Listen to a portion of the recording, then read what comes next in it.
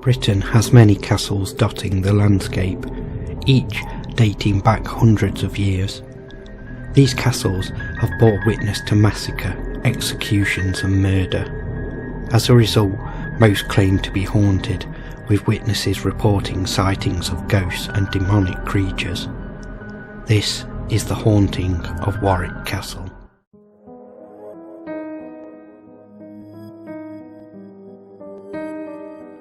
Warwick Castle has a vast history spanning over 1,000 years and displays over 1,000 pieces of arms and armour in the Great Hall. The castle was associated with various historical events, including the Norman conquest of England, the 100 Years' War between England and France, and the Wars of the Roses, serving as a home to the mighty Earls of Warwick. With its rich history, Warwick Castle is the location of many ghostly legends. Sir Fulk Greville was granted Warwick Castle by King James I in 1604. At the time, the site had been unoccupied for 14 years and was in a ruinous condition. Fortunately, Greville, as well as being a fine poet and playwright, was a rich and influential man who slowly converted Warwick Castle into the most princely seat within the Midlands.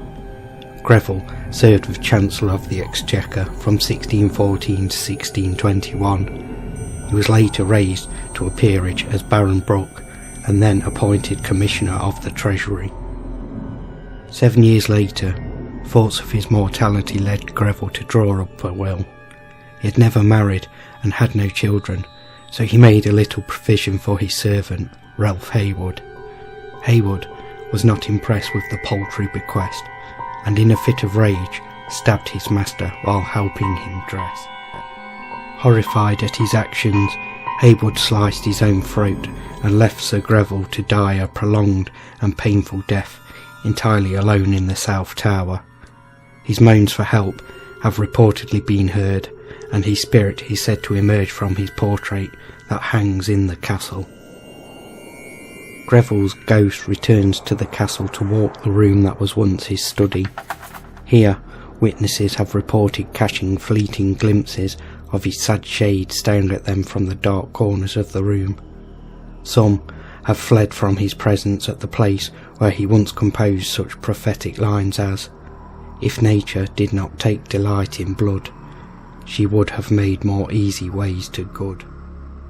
One of the more famous ghosts reported is a large black dog with red eyes and a foaming mouth. He is believed to be the essence of a curse placed upon the castle by a servant called Moll Bloxham. Bloxham was caught stealing from the Earl and was put under brutal torture and shame in front of the public.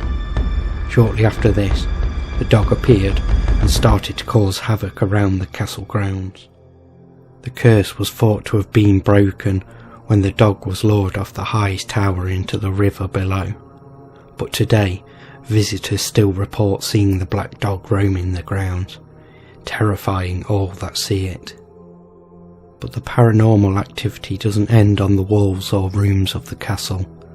There's believed to be an evil entity in the dungeons, with guests and investigators experiencing the same phenomena on several occasions. People report growls and the overwhelming sensation of being watched and under threat. On past paranormal investigations in the area, poltergeist activity has also been witnessed, with coins and stones thrown at guests and staff. Many employees have heard footsteps following them, only to turn around and see nothing. Items on display are often thrown or pushed to the floor, and unexplainable figures seen in the passageways. Skeptics argue that such phenomena is due to misinterpretation of natural occurrences, though witnesses strongly argue otherwise. But ultimately it comes down to, do you believe?